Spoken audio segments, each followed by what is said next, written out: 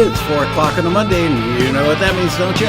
It's time for another exciting episode of TAXITV Live. Yeah, baby. Here we go. A new week, a new show. And today we are going to talk about the 11 career-killing habits musicians need to lose.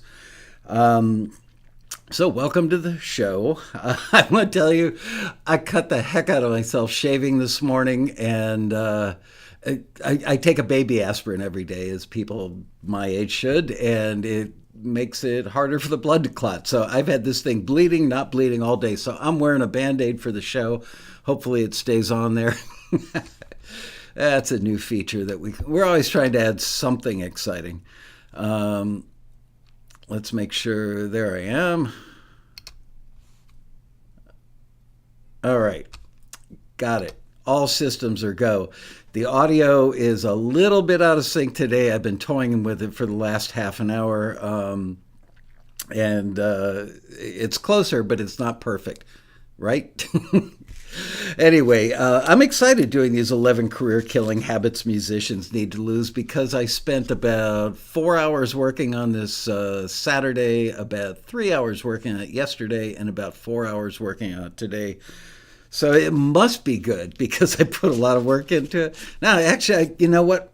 I judge these shows by not by how much work I put into it, but by how much I'm learning as I'm prepping the show. So I felt like I learned a lot during this one. And, Jesse says the lip sync looks pretty good there. Yay. Hey, Jesse, good to see you, buddy. And hello, everybody else I know in the thingy, in the chat room. Good to see you. And we are at Criteria Studios, Miami, Florida. That is Studio A, which is probably the room that I worked at the most when I was there. They didn't have the SpongeBob monitors up there that are on either side of me, or the video screen in the middle of the room showing the Criteria logo. It looked differently. It was older when I started working there, but I got to tell you a quick story and then we'll jump right into the show. My first day there, the guy who was one notch up the ladder from me, his name was Steve Gursky, and rest in peace, Steve. He passed away some years ago.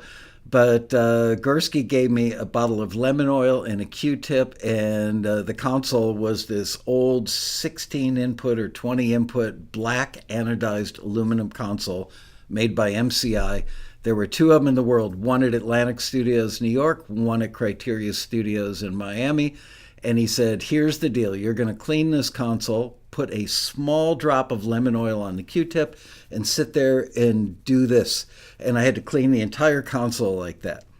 And obviously I couldn't drip any lemon oil into the fader slots or any screw holes or switches, things like that. But he did something that blew me away, which was he pulled out the 16-track safety, which is a 1-to-1 copy of Layla by Derek and the Dominoes that was done there at that studio, not in that room, I don't believe. I think it was done Studio B.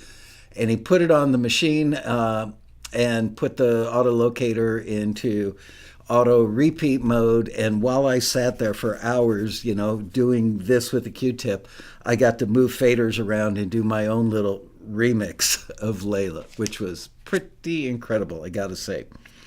Anyway, if you're not a subscriber to the channel, please subscribe so that you can be part of this community, which is pretty awesome.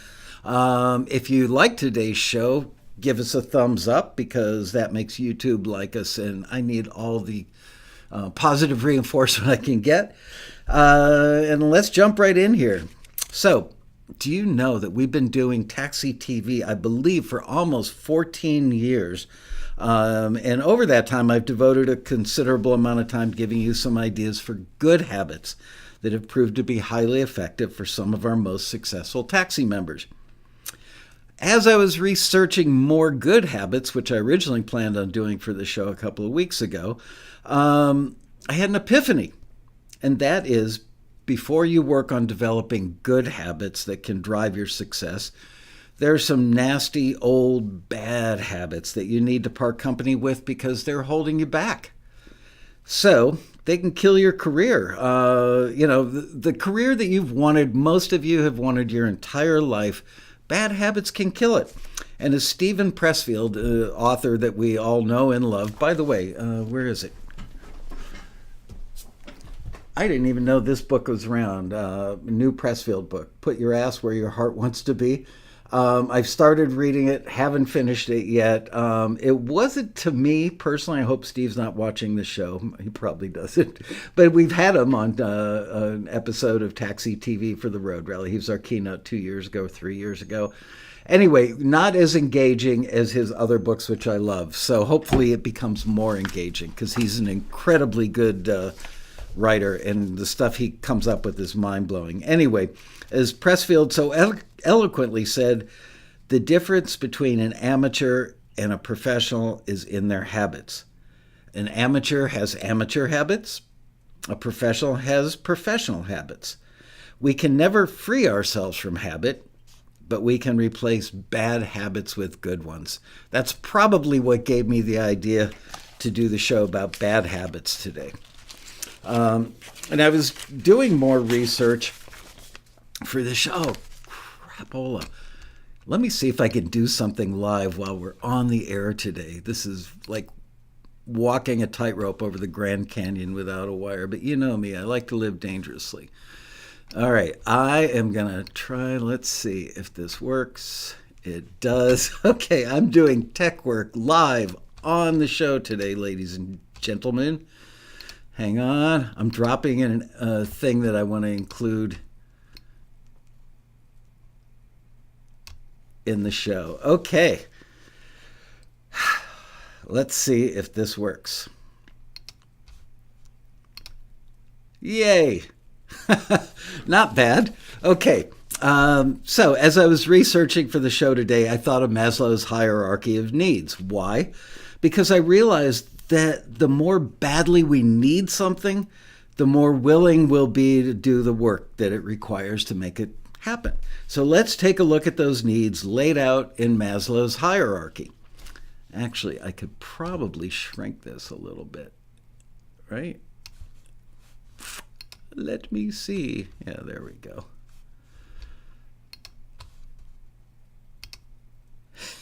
I bet Johnny Carson, Dave Letterman didn't have to do this for themselves. But then again, I ain't Johnny Carson and I'm not David Letterman. Anyway, so let's assume that the needs on the bottom two layers of the pyramid, the foundation for which all other needs rest, are met for most of us here today. And obviously those are the physiological needs, which include food, water, warmth, rest, and of course, energy drinks. Oops, here, hold on.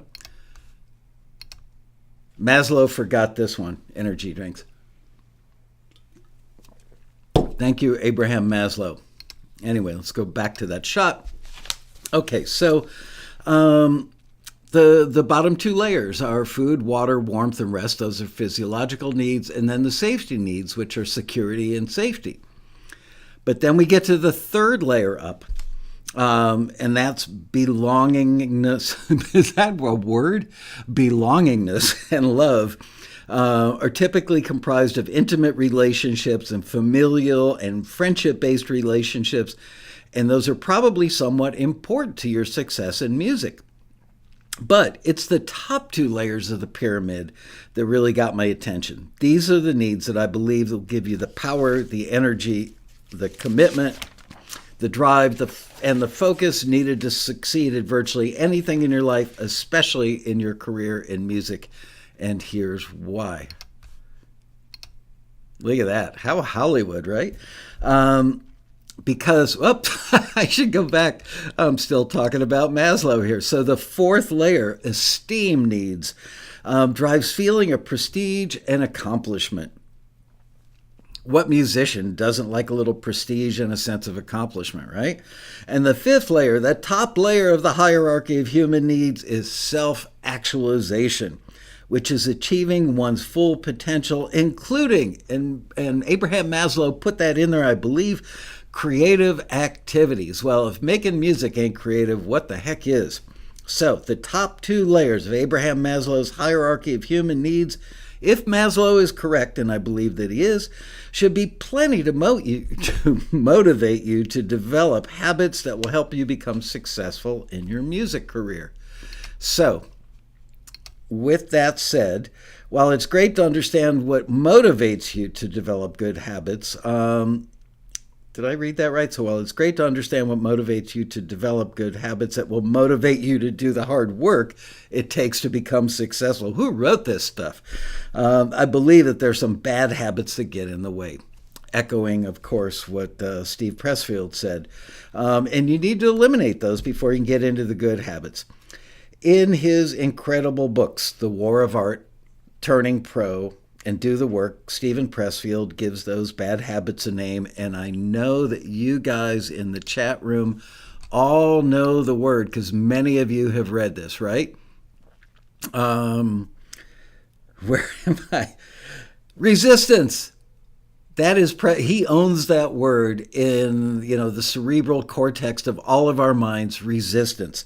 That is, well, here, I'm going to tell you. I saw an interview that Pressfield did with Marie Forleo, and her concise summation of what Pressfield's resistance is Stephen describes resistance as a negative force in the world that keeps you from fulfilling your dreams. I'm going to read that one more time. Stephen describes resistance as a negative force in the world that keeps you from fulfilling your dreams. For example, maybe you want to write a book, or start your own business, or completely change careers, but you're worried you don't have enough talent. Ooh, the T word, talent. Or enough time, or people will think it's stupid. We need to just stop. First of all, Stephen says that overcoming resistance is more important than talent. This is me talking now, not me quoting Marie. Steven Pressfield says that overcoming resistance is more important than talent. And I've said that on the show, and I've gotten some fairly gnarly emails because what I said at least 3 times in the last year, I believe, that musicians tend to think, oh, he's more talented than I am, or she's more talented than he is. I don't believe that talent has that much to do with it. Yes, there's a certain level of talent that people need to be at. You can't be a complete amateur, but once you kind of get over that line of, wow, he's pretty accomplished, it's not a matter of being, especially in the film and TV world, it's not a matter of being more brilliant than the next person or more talented, assuming that there's a level of talent there. It's about having the right piece of music for the right scene at the right time. But that's a whole other episode. In fact, Steve says, where am I? Steve says that many people, I am still quoting. No, I totally lost my place. It's the amateur hour here on TAXITV today. Welcome to it, folks. Anyway, I do agree with Mr. Pressfield. I think that virtually all songwriters, I am totally butchering this. Pressfield, if you're watching today, now I owe you 2 rounds of golf. First of all, Stephen says that overcoming resistance is more important than talent. In fact, he says that many people have talent, but few put in the work and actually follow through. If you're struggling with self-doubt, procrastination, ooh, the P word, or just plain self-sabotage, it's time to face your inner resistance once and for all. Okay, that's the end of the quote of Marie Forleo talking about Steven Pressfield, and I believe that she's actually quoting him in her quote. So I completely agree with Pressfield. I think virtually all songwriters, artists, and composers think that talent is the most important factor in becoming successful. And they fail to realize that overcoming resistance that manifests itself as bad habits is much more important. And here's a quote from a gentleman named John Rampton. I had no idea who he was before Saturday morning, but Entrepreneur magazine recently recognized him as one of the top 50 most influential marketers in the world. Will I be buying his books? You can bet your butt. So, Mr. Rampton says, make no mistake about it, bad habits are called bad for a reason. Duh. They kill our productivity and creativity. They slow us down. Yep.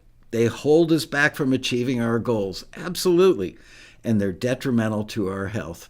All makes sense. Now look, I'm as guilty as the next person when it comes to bad habits. And like all of you, I struggle to overcome them. I am not pontificating from up high today. Believe me, I've got plenty of bad habits. For instance, eating Girl Scout cookies as I'm writing this is one of them. So there you go. That's definitely a bad habit. It's so hard to say no to a Girl Scout. I went to 2 grocery stores on Saturday. One of them, I said, ladies, I'm trying to cut out sugar and carbs, so here's $5. I just gave them $5 and went in the store. When I went to the second store and they were in front of that one, I caved in and I bought some. Oh, well. So let's dive into those 11 bad habits that this show is all about. The first bad habit, damn, I should have had a drum roll sound effect installed today. The first bad habit is not recognizing a bad habit. Resistance has a way of covering up, justifying, and rationalizing bad habits. I wrote that, not Pressfield. You impressed, Steve? It's really hard to do the work of eliminating bad habits, but I'm hoping that by making ourselves more aware of the top layers of Mr. Maslow's pyramid. Where are those layers? There they are. Once again, top layers: esteem needs, prestige and feeling of accomplishment, and self-actualization, achieving one's full potential, including creative activities. So, achieving those 2 top layers of Maslow's pyramid, we can find the motivation that we need. So recognizing what your bad habits are is the most important step, and it's the most necessary step, I mean, I've never been to Alcoholics Anonymous. I've never been part of a 12-step program, but isn't the first step admitting that you have a problem? I think there's an analogy here. So as the famous philosopher Lao Tzu said, a journey of 1,000 miles must begin with a single step. How many times have you heard that in your life? Maybe it's time to make that first step, recognizing what your bad habits are. So that's it. And now, ladies and gentlemen, it's time to move on to the second bad habit, and that is, this one's a doozy, blaming other people or external forces for your lack of ability to break those bad habits. In other words, making excuses. Carlos Santana, yes, the great philosopher Carlos Santana may have said it best when he said this: most people don't have that willingness to break bad habits. They have a lot of excuses and they talk like victims. Carlos, if you weren't such an incredible guitar player, I'd say maybe you should think about becoming a philosopher. Seeing yourself as a victim because the universe, other people, the music industry itself, or even taxi screeners haven't recognized how talented you are, puts you in that victim frame of mind. It's not healthy. It's not productive, and it's a bad habit that needs to be dumped if you really want to get ahead in the music industry and your life in general, right? So blaming other people or external forces for your lack of ability to break bad habits, that's a bad habit. The third bad habit is giving up too soon. We all know this, right? How can you move forward if you can be stopped by an obstacle? Life is full of obstacles. Every one of us has obstacles in our lives, probably on a daily basis, certainly on a weekly basis. Becoming successful in the music industry has a lot of obstacles, that's for sure, but you can't let them stop you. Don't give up too soon. As I've said dozens of times on TAXITV, the last person on the field always wins the game. I've met so many successful taxi members over the years who've told me that no matter how many times they didn't get a forward, they just kept pushing through until they found the secret sauce that led them to becoming successful. Usually the secret sauce wasn't just one thing, because I know everybody wants it to be just one thing. Michael's going to tell me something today, and that one thing is going to change everything. No, it's incremental. It's a series of little things that these members, our successful members, have learned and corrected with each failure. You know what they say, fail often and fail fast. And with each failure, they got something more right than wrong the next time. As Thomas Edison said, and proved to be true, the most certain way to succeed is always to try just one more time. Technically, I think somebody else, was it Tesla? Might have been Tesla. A lot of people nowadays think that Thomas Edison actually didn't invent the first working light bulb, but he did create the or no, Tesla invented AC, right? Alternating current. And I think Edison wanted to go with DC, which meant that you had to have like a substation or a booster station like every 2 blocks. And eventually he caved in and went with alternating current, which gave you much longer cable runs and the ability to electrify an entire city. Anyway, that's a whole episode on Thomas Edison, and we're not going to do that today. But as Steven Pressfield, my hero, often says, turning pro is a mindset. If we're struggling with fear, self-sabotage, procrastination, and self-doubt, the problem is we're thinking like amateurs. Amateurs don't show up, he says. Amateurs crap out. Amateurs let adversity defeat them. The pro thinks differently. He shows up, he does his work, and he keeps on trucking no matter what. And that is what the third habit really boils down to, is don't let anything stop you from keep on trucking. The fourth bad habit is surrendering to wishful thinking. I mean, who among us hasn't done that, right? Napoleon Hill, great author, famously said, "A goal is a dream with a deadline." Going to repeat that for effect. Napoleon Hill famously said, "A goal is a dream with a deadline." However, Shark Tank's Robert Herjavec, I can't pronounce the guy's last name. Herjavec, yeah, whatever. That sounds good, right? That dude from Shark Tank. He flipped the quote, probably so that he wouldn't be accused of appropriating it. A goal without a deadline is just a dream. Having a dream is fine. Stating it as a goal is even better. Stating a specific goal and setting a deadline is the best, and here's why. You need to be motivated to achieve your goal, and having a deadline looming over you, like your mother laying guilt on you, can be a pretty strong motivator. Sorry, I need a drink. This kind.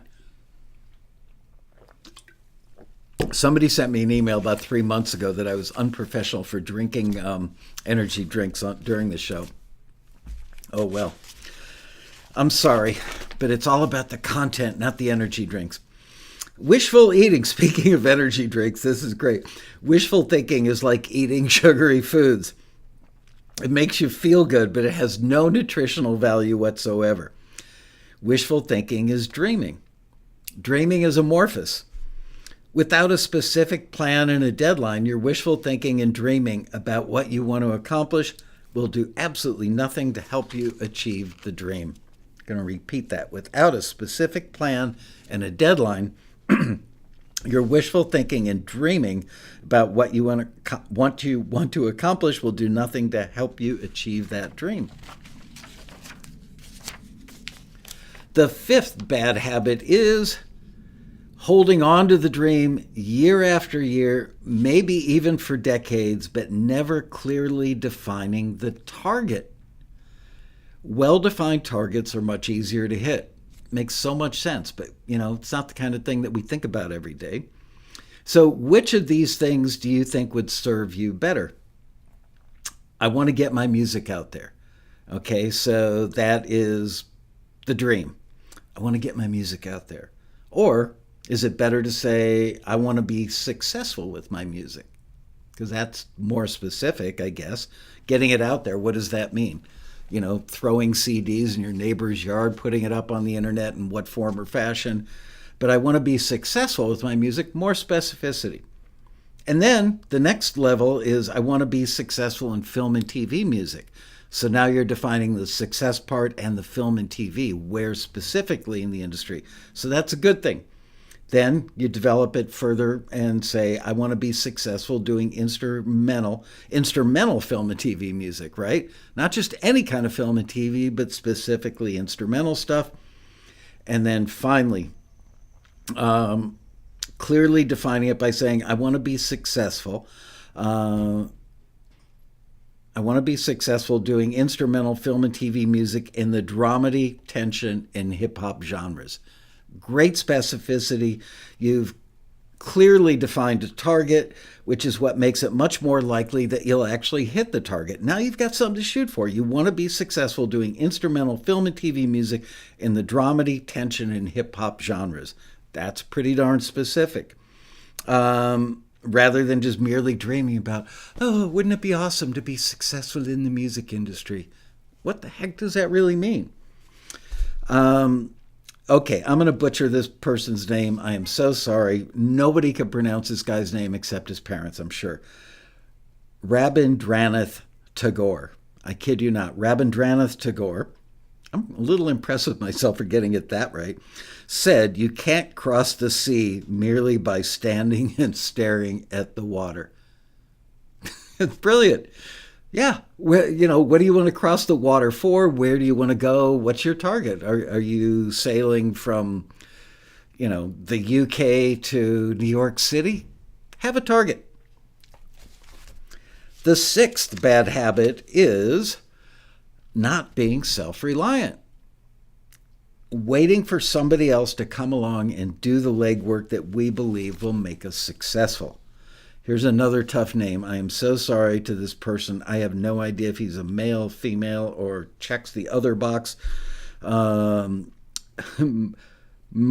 Koma Moko Moko no Ana. Moko no Ana. That's as good as I'm getting on that one. I'm sorry.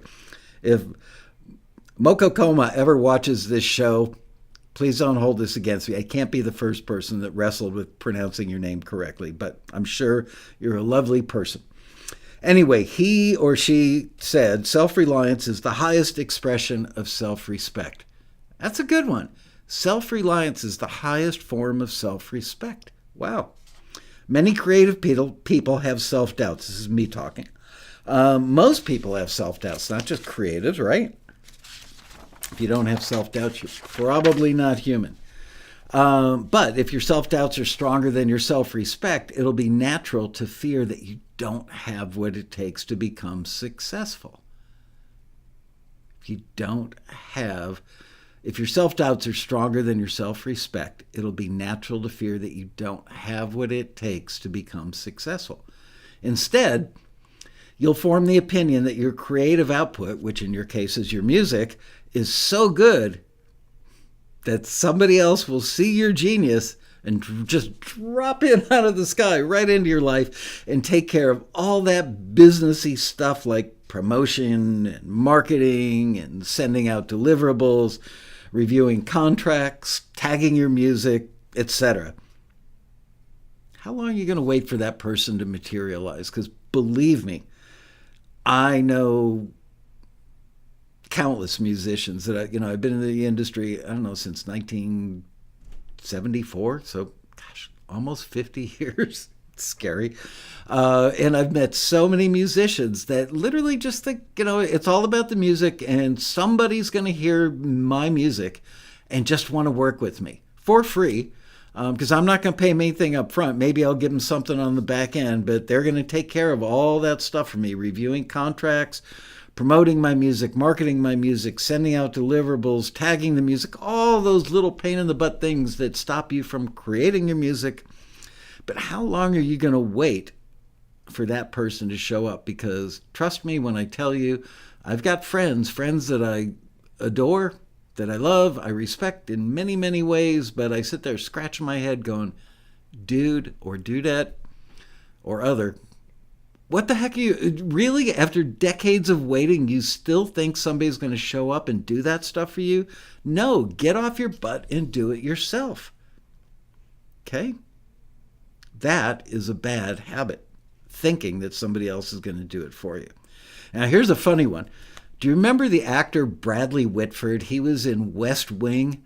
He was also in the movie Get Out. He played the young lady's father in the movie Get Out. So Bradley Whitford, who probably isn't, like a leading philosopher, he's an actor. That doesn't mean he's dumb. It's just another gig other than being a philosopher. But he says, and wisely so, infuse your life with action. Don't wait for it to happen. Make it happen. Make your own future. Make your own hope. Make your own love. And whatever your beliefs, honor your Creator, not by passively waiting for grace to come down from upon high, but by doing what you can to make grace happen. Yourself. Do it right now, right here on earth. Pretty wise words from Bradley Whitford. If you've been waiting for decades for a record label executive or a manager, a producer, a promoter, an investor, that's a word that you don't hear people say a lot, but musicians will say, I'm waiting for this person. They're going to invest in me. Really? They're just going to shell out like 10 grand, 20 grand, 50 grand, 100 grand to make you happen. How long have you been waiting for that? Investor? It's not going to happen. And now I've lost my place. Here we go. A producer or whoever you think will drop down from on high and transform your career and make your dreams come true. Just stop it. Stop it now. That's a bad habit that I've seen thousands of times over my nearly 50 years in the industry. And I can't think of one case, not one, in all these years. Actually, you know what? I just lied. I looked right in the camera and I lied to you. I remember a band, two brothers from Georgia, whose older brother was part of a marijuana smuggling operation in South Florida, and the older brother paid for the studio time for the younger brothers to make the record. So there's a case where an investor actually came through. But unless you've got a drug smuggler in the family, probably not going to happen for you. So stop waiting for somebody else to come along and do the legwork that you believe will make you successful. Get off your butt, dig deep, find the self-confidence in yourself, and do those things. You can make it happen, because if you're going to sit around and wait for somebody else to make it happen for you, that's a bad mistake. Big one. It's a bad habit. You get into a habit of thinking that over and over, that, somebody, a producer, a promoter, a booker, an investor, somebody's going to come along and just love what you do, and your life is going to change. The gates are going to open wide. Everything that you've been dreaming about for several decades is just going to change in a minute. Probably not going to happen. Ooh, I should get the chat room back open. Hello, everybody. John Pearson's in the house. Great to see you, JP. Wasn't Brad Whitfield in Aerosmith? Yeah, not the same one, I don't think. Okay, the seventh bad habit is listening to old wives' tales. And I'm sure that's a sexist phrase by today's standards, but I'm sorry, it's all over the internet. I'm going with it. So, I used to know a guy named Gene when I was 13 years old and living in a small town in central Illinois. Gene was a musician in a band that played better gigs than my band, the Benjamin Franklin Lightning Rod Society. And I want you to know, I've got a picture of myself playing a gig at like 13 years old in the Benjamin Franklin Lightning Rod Society, but I could not find it on my laptop today, so therefore you're not going to see it on the show. It's pretty damn funny. I was wearing love beads and bell bottoms. It was 1968. Anyway, Gene was a few years older. He had longer hair, which meant you were cool. He had better gear. He had this awesome custom bass amp, KUSTOM. The amps that were like padded, they looked like tuck and roll upholstery from a car seat, usually in some sort of sparkly vinyl stuff. They were really cool looking. I have no idea if they sounded any better, but they looked great. And his speaker cabinet was probably about 4.5 feet tall, so that made him really cool. He had longer hair, he had better gear, and he had actual groupies. Now, to a 13-year-old boy, and there's the old Gene, and he was like 16 and actually had groupies. Pretty impressive, gotta say. He was so cool that all of us younger musicians hung on every word that came out of that guy's mouth.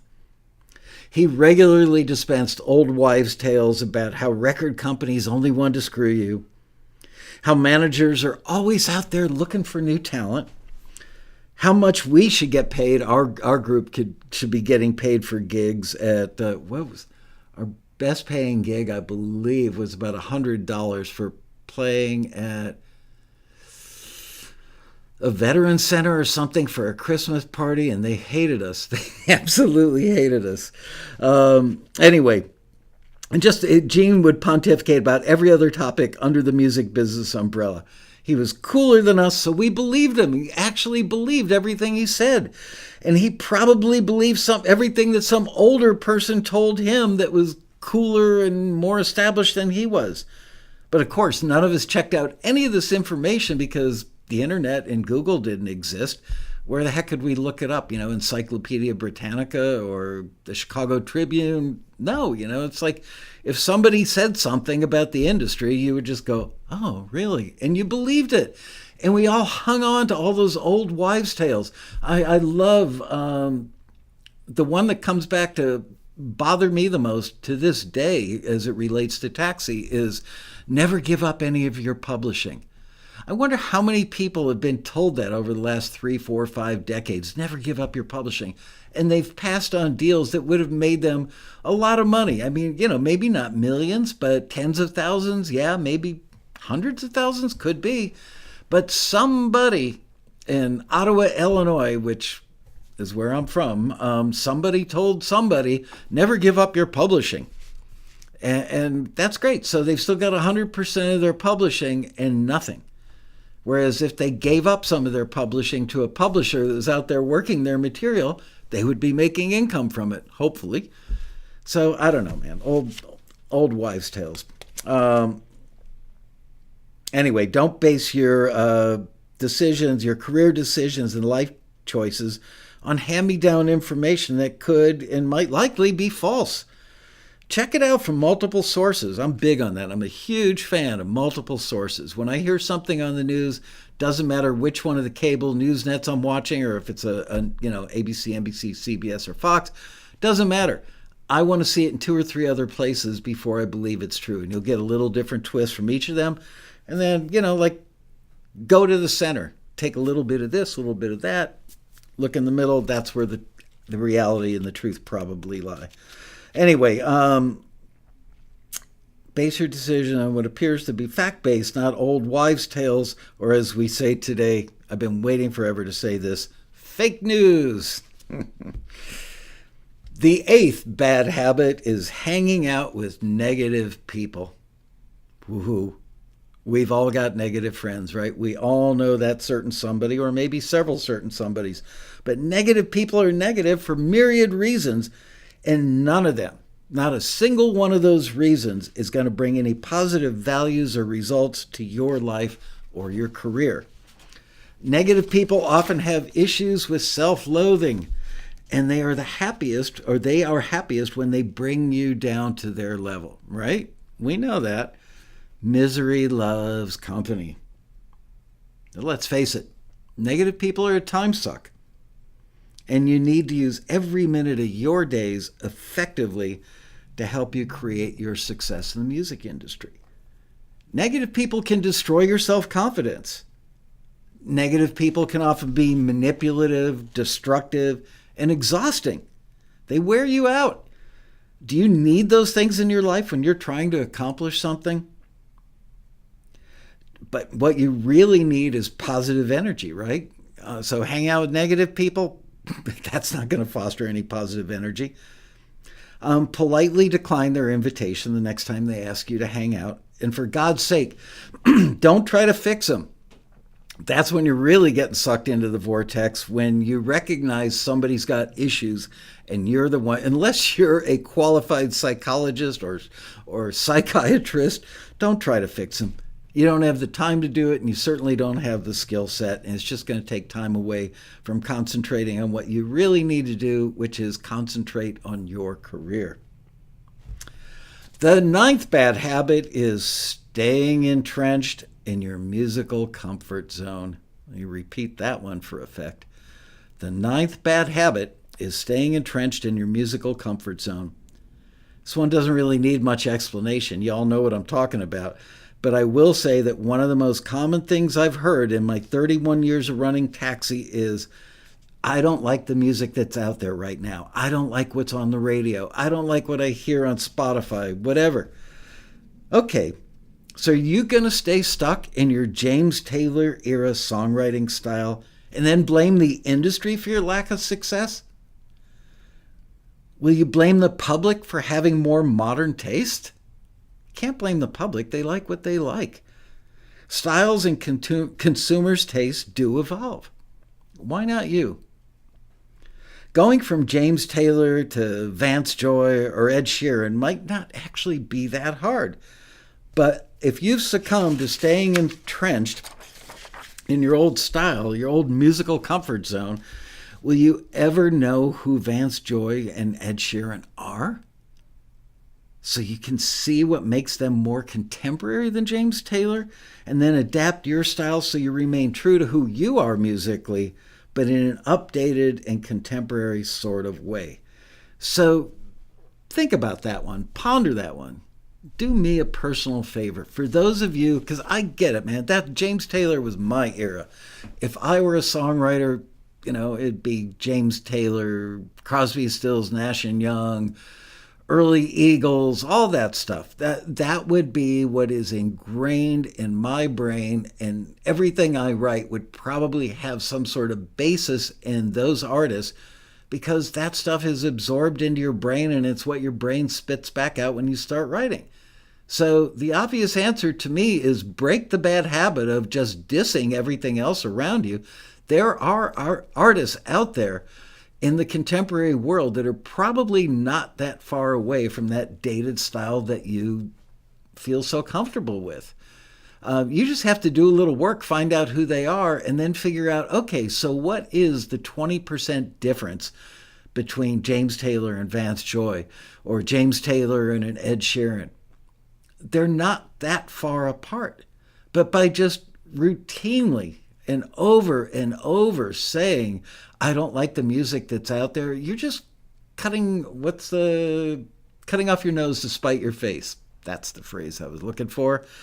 John Pearson says he loves Vance Joy's music, modeling my latest songs after his work. Saturday Sun is great. See, there you go. 4 years ago, John Pearson was not having a lot of success. Here we are 4 years later, and he's becoming quite successful. And what is he doing? He's modeling his latest songs after Vance Joy's work. Well, there you go. JP, you're an inspiration to all who know you. Everybody who is stuck in that incredibly bad habit, in that rut of saying, I don't like what's out there today, go listen to some Vance Joy after the show today, all right? Go listen to anybody that is kind of in your ballpark, and you're going to find somebody or several somebodies that you actually like and go, so what are they doing that makes them sound more contemporary than me? Is it a melodic thing? It's probably a rhythmic thing. You don't hear a lot of taka-taka-taka drum turnarounds today. So if you're programming your own drums and you have a lot of taka-taka-taka in there, that's a problem. Get away from it. Why do they even put tom-toms on drum kits these days? Nobody uses them. I've been wondering about that. Think how much money you could save on a drum kit if you bought one without a high tom, mid tom, and a floor tom, right? Okay. And now we are up to the 10th bad habit, and it is not using your time well.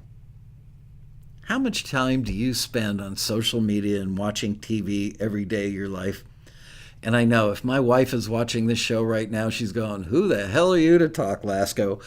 You watch plenty of TV, and I do. But she would also admit that I watch TV with my cell phone no more than a foot from my right hand. And as I'm watching TV, I am constantly, every show I watch, I'm looking up who the music supervisor is. I am Shazamming every piece of music that I hear that I don't know, whether it's a song or an instrumental. And anytime it says there is no match, that probably means it's a piece of library music. So I'm getting a real feel for the industry, how much library music they're using versus big artists they're on record labels versus instrumental. Excuse me. So, yes, Deb, if you're watching today's episode, come on, don't give me a hard time. You know when I watch TV, I'm working. Even when I'm watching HGTV, Yep. My wife loves HGTV, and I come home from work and I make dinner every night but Friday night. But I come home from work. Where is my wife? Sneaking a little HGTV on the couch before her hubby gets home. And then I'll eat dinner on a TV table and watch HGTV. But I do. I listen constantly to the cues, and it's amazing. It's so educational. One thing I've learned, which I've mentioned before in TAXITV, is that they are using more songs on shows like that, like the show renovation shows where they go in and they tear out the old stuff and build the new and then do a reveal at the end of the show. Many of the shows are using one or two songs with lyrics. They didn't used to do that 3 or 4 years ago. Anyway, you learn a lot. 1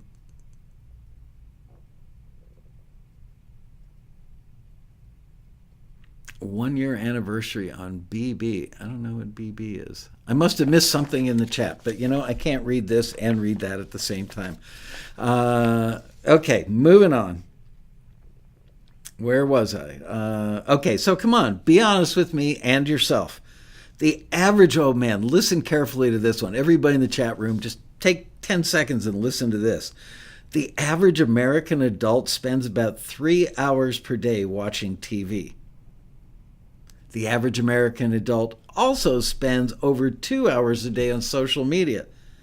So if you're not doing both simultaneously like a 13-year-old, you're pissing away about 5 hours a day. You're only awake for like 16 to 18 hours a day. You're pissing away 5 hours a day watching TV and social media every friggin' day of your life. Now, let's be honest about this. Where would your music career be if you spent 5 hours a day on writing and recording? No more wah, wah, wah, poor pitiful me, the industry doesn't like me, Taxi doesn't like me, nobody likes me, I can't get anywhere, the world owes me a career in the music industry because I really, really want it. Go back and look at Maslow's hierarchy of needs. Here, I'll give you a refresher. Whoops. There it is. Abraham Maslow's hierarchy of needs. Self-actualization. Achieving one's full potential, including creative activities. If you want that, you would think, because it's up there at the top of the pyramid, that you should have enough drive to accomplish it. But no, the average person spends 5 hours between TV and social media. Wow. Now, look, I know that TV and social media trigger dopamine. Oh, I'm looking for candy on my desk. I had chocolate-covered coffee beans here a few minutes ago. Speaking of dopamine. Anyway, I know that TV and social media trigger dopamine, and they're addictive. But couldn't that be the case for creating music? I've watched JP, John Pearson, who's in the chat room right now. I've watched his career trajectory. It was going slow. It was frustrating him at first. But little bit by little bit, he figured out stuff, and now he's getting great placements all the time. I'm sure that his dopamine level is pretty darn high from the sense of accomplishment and the financial reward and the emotional reward that he's getting out of it. Where did I leave off? Think about how good you'll feel when you create something, a song that sounds like a hit or gets placed in a TV show and heard by your family and friends. That's level 2 on Maslow's hierarchy. Think about how good you'll feel when you walk away from your day job because you're earning more money from making music. How's that for a dopamine rush, right? Imagine being this guy. This is an actual email that we got from a member, I don't know, like a week ago. Actually, he's a former member. And his name is David Carlson. He's from Blaine, Minnesota. And this is an exact quote. "It's been many years since I've been on the Taxi forum. I owe so much to Taxi, and I thought I would take a moment to say thanks with some examples. A company I started with in 2014 because of a Taxi forward has become a full-time job of writing and scoring many different shows and projects this company is associated with. Not only is the work plentiful, they're the absolute best folks you could ever work with. I don't know if Michael and the gang vet the companies they present to us. We do. We vet them heavily. So you wouldn't believe how much vetting we do sometimes. Thinking of an example last week, we've got a new library coming up on the horizon, and we did, I don't know, probably a 45-minute to an hour-long Zoom with 3 people from that company. It was in Australia, and we all really liked each other, and they're so impressed with Taxi that they're actually making a few little minor changes coming up in the future in their, not their business model, but they're making some changes because they recognize the value that Taxi and its members can bring to them. So it was a love fest. They're going to be in town in a couple of weeks. We're going to go out to dinner. Yay us. We vet them. We actually do vet them. David Carlson from Minnesota. Anyway, the companies they present to us make sure that they're good folks, but everyone has been so wonderful to write for. In addition, this is David Carlson still talking, another great library I was forwarded to by Taxi about 10 years ago continues to get me wonderful placements from time to time. The latest being in the new Tom Hanks film, A Man Called Otto. How many of you watching this right now wouldn't like to have a placement in a Tom Hanks film? My wife and I just went and saw it, and even though the music is conveniently tucked way, way, way in the background, yeah, that happens a lot, like they always do, he says, it was fun to be in a film with my favorite actor. Thank you, Michael and Taxi. I'm no longer a member simply because your company did such a great job of helping me get connected to the right people. You're the best. No, Dave, you're the best. Thank you for telling us about this. You'd be shocked how many members don't. But you know what? As much as I miss not having you as a member, I couldn't be happier that you're not. That's our goal, is to help you get so good that you don't need us anymore. So thank you for letting us know that, and congratulations. Getting a placement in a feature film, no less a Tom Hanks feature film, that's like a life goal right there, and you did it. So that's what we want for every one of our members. And getting rid of bad habits is a great place to start. Congratulations, David. And now, it's time for the 11th bad habit. And guess what? I want to hear from you guys in the chat. I had like 4 or 5 extra ones, like not learning from your failures, not recognizing your own inner strength, having unrealistic expectations, dreaming but not acting. They were all kind of related to other stuff I talked about. Oh, not having rituals, because rituals form good habits. And not recognizing that small accomplishments are greater than big dreams. But I want to hear what you guys have as bad habits or think are bad habits that people should try and jettison so that they can be more successful in the music industry. So spit them out. We've got little more than a half hour. I make music. I need help getting connected and known. My name is Jonathan. Good job, Jonathan. Very specific. Oh, my goodness. Not keeping in touch with contacts. Glenn Ruger offered that one up. That's a great one. I'm going to write that down. We're all guilty of that. Is such a bad habit. Not keeping in touch with contacts. Absolutely. Especially the ones that have given you business. Don't pester them. But do send them a holiday card. Send them a birthday card. Send them some unique food. We have members that every now and then send us, like, there's one family, really, really nice people, and they started a popcorn company, a flavored popcorn company out of their kitchen. It became a real company, and a couple of times a year, they send us this big box filled with an assortment of their popcorn. We have people that send us cookies from wherever they are, whatever, like, is the specialty food. Greg Carrozza just sent us some salsa in these little plastic cups with a peel back foil lid on it. Seriously, the best salsa I've ever had in my life.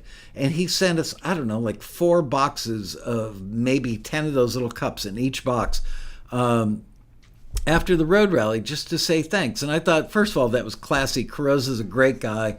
And he didn't do it to be manipulative, but just by him sending, what I'm guessing that was $20, $30 worth of salsa maybe. Just taking the effort to send it, just getting stuff to the post office, a pain in the butt, or going online to order it and having it drop ship. It was impressive, and it really meant a lot to us, and it was great salsa from, he lives in New Mexico. It was seriously the best salsa I've ever had in my life. And as he said, he and his wife put it on everything. I think I was putting it on cornflakes by the end of the week. So just little things like that. That was a great suggestion. Whoever said that, Glenn, I believe, said that. Whoops. I just highlighted the whole damn thing.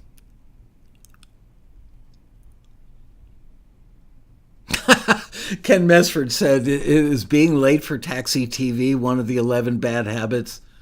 Nah. Okay, let's see what else here. See what other suggestions we got.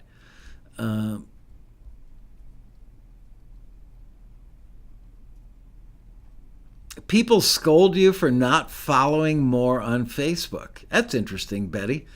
Wow.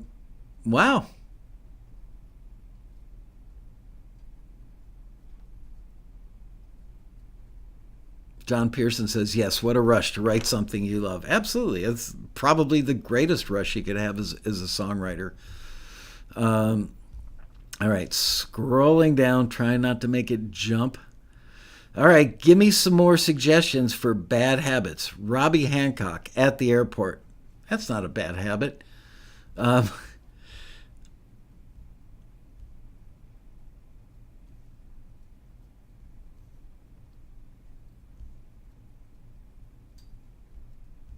Grandmaster UV. I make music. I need help getting connected and known. My name is Jonathan. Jonathan, not to be critical, but that's not the way to go about it. You're making yourself look amateurish. And I don't mean to be so judgmental, but I'm trying to save your life here, dude, or your career at the very least. Okay, now I've caught up. There's Glenn Ruger, who said keeping in touch with your contacts, which I think is great. Not reading the brief. Yes, thank you, Tim Harrison. That is the ultimate bad habit for taxi members or people who are pitching to film and TV. Not reading the brief, just looking at the genre, the first sentence or part of the first sentence, and go, oh, I've got something that could work for that. Kiss of death. Absolutely the kiss of death. Overthinking. Definitely a bad habit.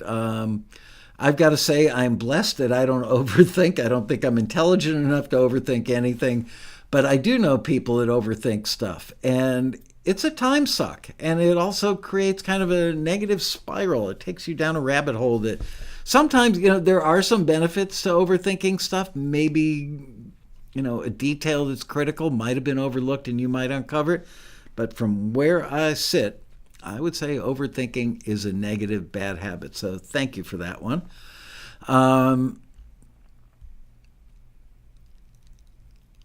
The 12th career-killing habit, being late. Oh, yeah. Those of us who live in Los Angeles and now pretty much any major city in America, we can always blame traffic for being late for everything. But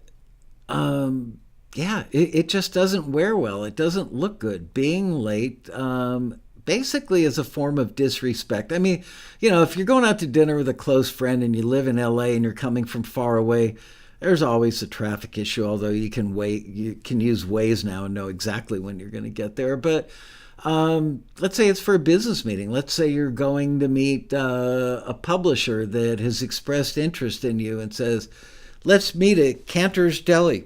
In Los Angeles, and you're going into the city and you show up 10 minutes late for that meeting, basically saying you don't matter enough to me that I was willing to go whatever extent was necessary to make sure I showed up a little bit early for this meeting. Just saying. Bruce Capoferri says, it's a bad habit to get started when I'm tired. So you mean starting on a music production or writing when you're tired? Sure. Then you could just drink. I've got 2 energy drinks on my desk today. Just drink one of these. Honestly, I don't feel a thing from them. I really, truly drink them for the taste, and I don't drink as many as it looks like I drink. Um, but yeah, drink coffee or just, don't start when you're tired. Um, Ken Messford says it's a bad habit not finishing things to the point where I know it could or should be. Really? That surprises me about you, Ken. I mean, I didn't actually meet you in person until the road rally, and it was quite a pleasure to meet you in person. But we've gotten to know each other through the chat room from the quarantini days. And anybody who can crack jokes like you surprises me that you don't finish things to where they should be. Interesting. Pierre Venio says it's a bad habit not having enough collaboration friends. Yeah, so there's the positive. The flip side of the bad habit is the good habit would be make a commitment that's comfortable and achievable for you and realistic. But a good habit might be that once a month you're going to identify somebody you'd like to collaborate with by going on the Taxi forum, which you can get to at forums.taxi.com, and see somebody that you'd like to collaborate with. You've listened to their music, you're in a similar ballpark, or they do something that you wish you could do more of. They have a strength that you don't. You have a strength that they don't. Reach out once a month and say, hey, what do you think about collaborating? I think that that's a great suggestion. Good going, Pierre. Oh, crap.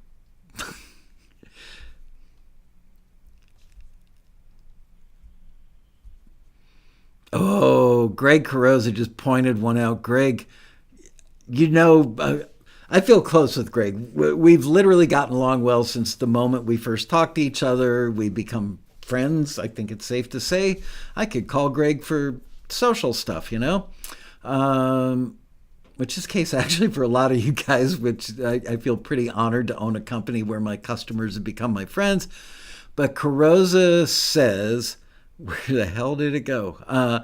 Bad habit, working on what's easy instead of what's urgent. Wow. I am the king of that, Greg. Apparently you might be as well.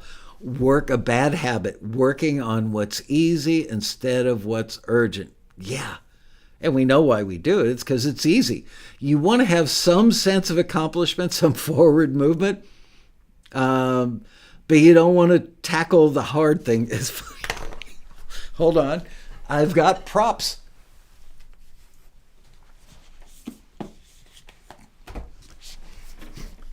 In preparation for this show 2 weeks ago, I bought The Power of Habit, Do Hard Things,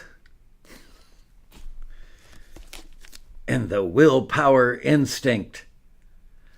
And I went through all 3 of those books looking for little gems. And there were a couple of them that made it into today's shows, but I probably dropped about $75 on those 3 books. I don't feel like I got my $75 worth, but one of the books actually did say that it's a normal process that human beings go through. We look for the easy way out. We want some sense of accomplishment, but we also don't want to work too hard at it. Do hard things. So we accomplish something, which is the easy thing, and go, well, at least I did that, right? Oh, Carrozza, you and I need to hang out more. Man, if we lived in the same town, the two of us would be sitting on a couch eating pizza all the time, just talking about stuff, not actually getting any work done. It's actually better that we don't live in the same town. All right, let's keep this train moving ahead. Train, bad form of transportation to reference lately, right?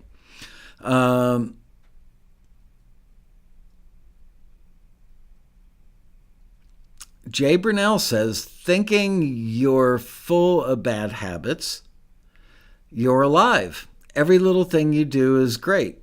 I got to think more about that one. Honestly, I would like to be seeing the world through those rose-colored glasses, but We are all full of bad habits, and yes, we are all alive. Every little thing you do is great. Well, for somebody that is a serial killer, I'm not going to say every little thing that person does is great, or maybe a drug addict or an alcoholic. No, being addicted to something, that ain't great. That's definitely a bad habit. Not that I'm judging, but, maybe taking inventory of all the positive stuff in your life is a good thing. And yes, appreciating the fact that you are alive, because we do have a very limited time in the grand scheme of the universe. Blink of an eye, right? Mark Wiggins. Also, you can also leave early to arrive on time. Yes, talking about being late. I completely agree with that. My wife and I are very different people when it comes to going to the airport. I like to stick in an extra 15 minutes to a half an hour in the drive, even though I'm looking at Waze and Waze tells me, here's the time you have to leave to get to the airport an hour and a half before your flight. But it's Los Angeles. It's a freeway. Hundreds of thousands of cars. There could be an accident. I could have a flat tire. A million, well, maybe a dozen little things could prevent you, even though Waze has told you to leave at 7:35 a.m. to get there at 9:02 a.m. There could be a problem. So I like to leave a little early. My wife, on the other hand, will look at Waze and go, Deb, you're not watching, right? I hope she's not watching the show because I'm in big trouble. Deb will look at Waze and go, it says to leave at 7:35. And she will walk out the door at 7:35. But if there's anything that goes awry, she's screwed. We're different. So it makes the world go round. Somehow, the marriage is healthy, even though we both have a very different take on airport departure times.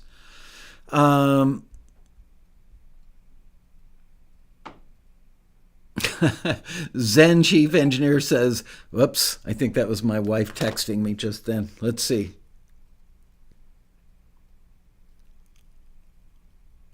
Nope. But I forgot to turn off my ringer. That was one of my daughters texting. Okay. Not having a set schedule. That is great. That's a great habit to be in. Brandon Purcell, one of our top 10% most successful taxi members, he is living the dream, and he hasn't been a member for all that many years. He's been a member for, I don't know, maybe 7 or 8 years, I'm guessing. But Brandon Purcell, I think they've got 3 or 4 boys in their family, little rambunctious boys that require a lot of attention and don't forget to bring your blah to school today, all that kind of stuff, scrambling in the morning. Brandon Purcell gets up at 4:30 a.m. so that he can get 2.5 hours worth of music work done before his family wakes up and comes downstairs for breakfast. That guy has his act together. There is a set schedule of the greatest. And you know what? All the success he's having, he deserves every bit of it. Anybody who gets up at 4:30 in the morning, that is like the epitome of a good habit. Yeah, my hat is off to you, Randon. Ken Messford says, Randon is a cool dude. And Zen Chief Engineer says, I do the same thing. And Grandmaster UV says, Michael Laskow with a bunch of exclamation points in all caps. Dude, you're killing me here. Mesford says Randon might be afraid or concerned that his music might frighten his family. Holland Nelson says 4:30 a.m. is where the best ideas come for music. I'm not so, maybe in your world. Oh, man. There are times where I'll get up at 4:30 in the morning to catch a flight or pick somebody up at the airport, but I don't know that I'm even capable of having a cogent idea at that time.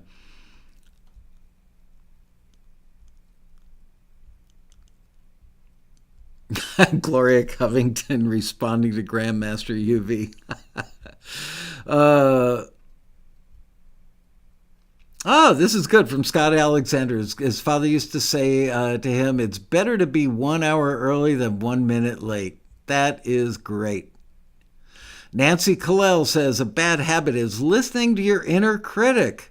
That was actually one of the things that I saw and I thought about, and I didn't include it in the show today because it got too much into psychological stuff that I didn't feel qualified to have an opinion on or any suggestions. But yeah, absolutely. Listening to your inner critic, it can sabotage your creativity. Yep, send you down a rabbit hole, and before you know it, you have overthunk something to the point where you've lost the momentum of the idea, and it kills it. You're absolutely right, Nance. Okay, Grandmaster, behave yourself. I'm scrolling up now, looking at your stuff. Liz, if Grandmaster can't behave him or herself, feel free to permanently block them. It was funny at first. It's not funny anymore, and it's not professional.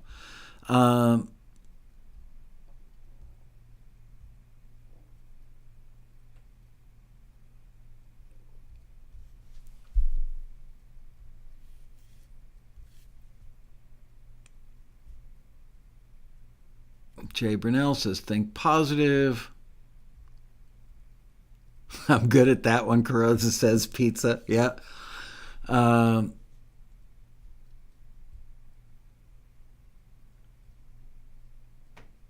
any advice for people who are green that come into this business? Yeah, recognize that it is a business, that it is at the intersection of creativity and business. Most musicians, in my personal observation, having been in the industry for close to 50 years, is that there is this misconception out there that talent wins. Maybe talent will win. You know what? I was going to say, I was thinking of a friend of mine named Sean Hurwitz, who is a guitar slinger for hire that plays with major acts on the road, some really big major acts. And I once asked him, we were having lunch, and I said something about, when you go for an audition, what is it that makes them decide that you're the person to fill that slot? And preparation was something he mentioned, knowing all the songs, obviously, whatever band, what's the band that does Hey Now You're a Rock Star? I don't know why I can never think of the band's name. But that's the band he plays in most of the time. But he's also done like world tours, like all over the world with Enrique Iglesias and some other acts. Anyway, and I'm losing my own Smash Mouth. Thank you. What do you mean you're leaving, Carosa? Get back here. Get back in the room. Smash Mouth. Okay. So I was talking to Sean Hurwitz about what it's like to go for an audition at that level, some of the acts he works with. And I got the impression that a certain amount of the decision made on who they're going to pick, they assume that you're going to be a great guitar player, or you wouldn't have shown up, or you wouldn't have even gotten recommended to show up, because usually it's by recommendations, not necessarily a cattle call situation. And they assume that you're going to know the songs, because if you haven't learned every one of their songs before you show up, you're not a professional. So in the end, it comes down to the vibe. How do they feel about you? Are you somebody they'd want to be on a stage with every night for, 9 months out of the year? Are you somebody that they would want to be on the same floor in a hotel with? Are you somebody they'd want to be on the tour bus with? All those things. Are you going to bring something positive energy to the mix? Or are you going to be somebody who's a negative Nancy Kalel, or, kind of an energy drain on the whole situation? So it's not just about talent. It's about preparation. It's about personality. It's about being a professional. It's all those things. Larry Rusev. That's a good question. We actually talked about this in the office the other day. I was discussing this in the hallway with somebody. For weeks now, there have been very few instrumental listings available to regular taxi members and daily listings. Well, regular taxi members, he means people who haven't signed up for dispatch. ever see again more instrumentals available to them? The answer is yes. All these things are, I don't want to say seasonal, but they're cyclical. Sometimes we'll go for several months and have very few orchestral listings. We could have tons of other instrumental listings, very few orchestrals. So absolutely just know that we don't control it, but we try to the best of our ability.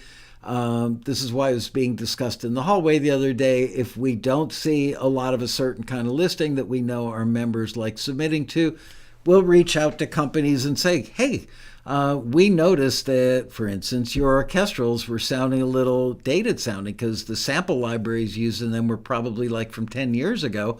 Do you want to freshen up that? We can run some listings for you. So yes, just know that, yes, the answer is yes. I can't tell you exactly when, but probably soon, because every time we notice something has gotten skinny in a particular genre is if the universe has heard us talking about it, poof, they show up. So there's hope.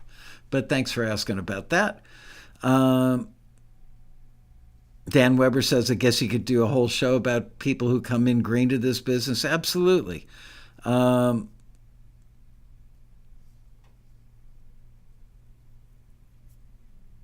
Larry says, thanks very much for your explanation and all of your help.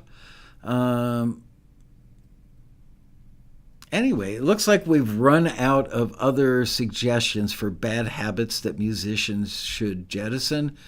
So let's end the show a little bit early today. We're going to do something really fun that we haven't done in a while. Next week, we are going to do forward or return.